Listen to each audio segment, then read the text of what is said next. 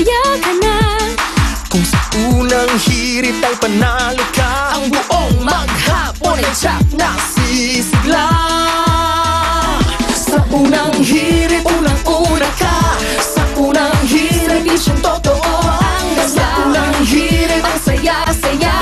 Sa unang hirit, unang hirit, unang hirit, mangunguna ka. Unang hirit, unang-una ka. Balitang dapat na malaman, impormasyong may pakinabang, Mga dapat unawain sa ating mga gawain. mga dapat alagaan, ang iyong kalusugan, kapaligiran at kinabukasan. Wala ka nang hahanapin pa. Samahang totoo at kay saya, Walang pagod na naglilingkod sa inyo. sa unang hirit, unang-una ka. Sa unang hirit, serbisyong totoo ang laza. Sa unang hirit, ang saya-saya. Sa unang hirit, Unang hirit, unang hirit, mangunguna ka. It's bound to be a while. Your body's a wonderland. Your body's a wonder. I will use my hands. Your body's a wonderland. Something about the way the hair falls in your face. I love the shape you take when crawling towards the pillowcase. You tell me where to go, and though I might leave to find it, I'll never let your head hit the bed without my hand behind it. You want love, we'll make it sweet. And the CMMA goes to Unang Hirit. Cheers.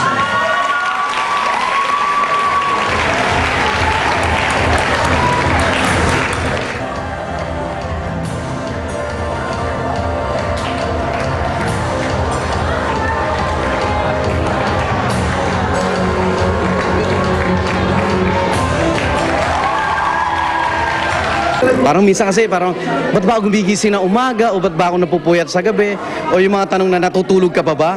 Eto na yung mga sagot, no? And salamat, and I will work hard pa dahil na-inspire ako sa recognition na ito.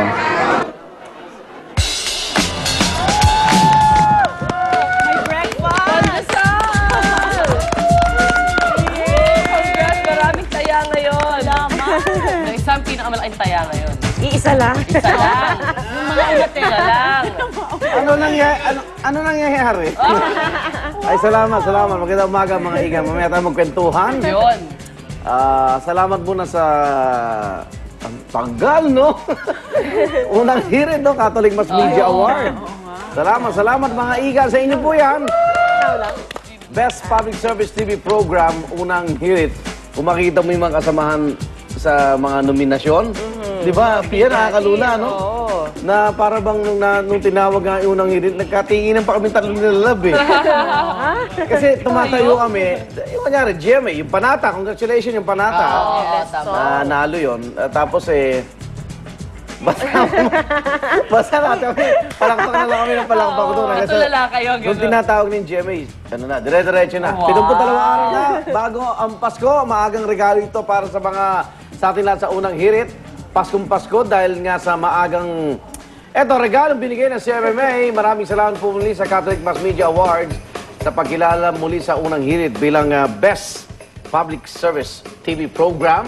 Dahil sa seri po ng pagbibigay namin ng serbisyong totoo, lalo na sa mga naging biktima ng bagyong Ondoy at Pepeng. Di ba? Hindi tayo bumitaw dun, eh. Hindi naman talaga yung coverage natin. Araw-araw talaga, lumalabas. Napakita yung sitwasyon ng ating mga kababayan. And thank you so much to the CMMA dun sa pagbigay nila ng ganung recognition sa atin, no?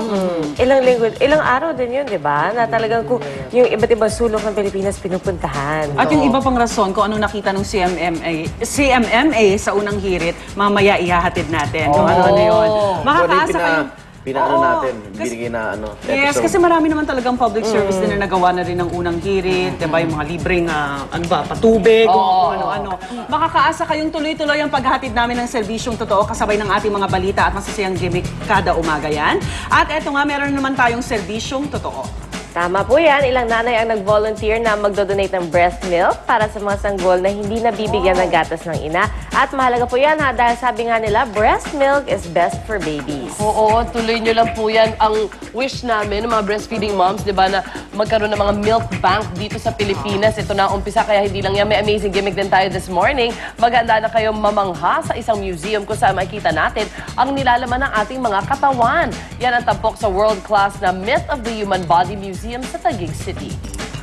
Kaya narito na, tuloy-tuloy po maghatid natin ang serbisyong totoo at maaasahang pagbabalita sa ating top hirit. Nagsimula po ngayong araw, yung kampanya para po sa barangay at SK election. Mag-iikot-ikot na yung mga kandidato. Uy, oo nga pala, kandidato. Yes! Best Talk Show po, kandidato. Salamat. Tsaka saksi, Best News Program. Okay. Kaya pagkagat po ng alas 12 ng hating gabi kanina, hindi yung mga aswang nakita nyo. Mga kandidato po yan. Naglabasan sila. May mga pangil, pero naglabasan. At nagsimula po magkapit ang kanilang mga election paraphernalia tulad ng mga poster. At tingnan natin ang top hirit ni Dante Perelio sa kanyang pag-iikot. Dante. Yes, Igan, nagsimula na nga kaninang alas 12 ng hating gabi ang official campaign period para sa SK at barangay election sa darating na October 25. Igan, 9 na araw lang ang pinahihintulutan ng COMELEC para mangampanya ang mga tatakbong kandidato, kaya naman doble kayod sila sa pagkakabit ng mga poster at tarpaulin. Igan, kanina sa ating pag-iikot ay inabutan natin ang isang grupo ng mga kabataang tumatakbo sa SK elections dito sa may bahagi ng Pasig sa may bunga. At inabutan natin silang abalang-abala sila sa kanilang pagkakapit na mga campaign paraphernalias. Sa unang tingin, aakalain mo na parang nagkakatuwaan at nag-stroll lang itong mga batang ito habang bitbit nila ang kanilang mga gamit. Pero ayon sa kanila, Igan, ay seryoso raw sila sa kanilang ginagawa. Katunayan ay ilang buwan na nga raw silang naghahanda bago pa dumating ang araw ng campaign period. At ganun din ang kanilang mga taga-suporta na talaga ng mga lubos na umaantabay sa mga ginagawa ng kanilang mga napiling kandidato dahil sa paniwala na sila ang mas makakatulong sa kanilang barangay. Yan ang unang balita mula rito sa may Pasig City. Balik sa iyo, Igan. Maraming salamat, Dante Perelio.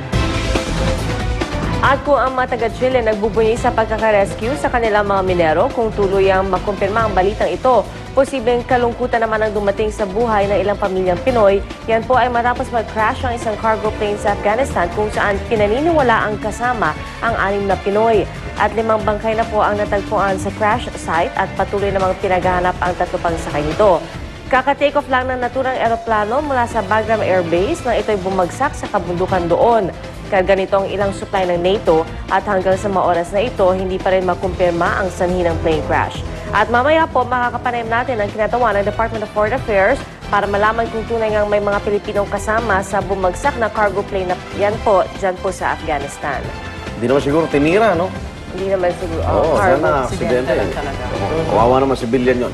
Okay, pasadahan naman natin ang mga maksyong balita sa umaga ito. Narito na, Ronda Reports.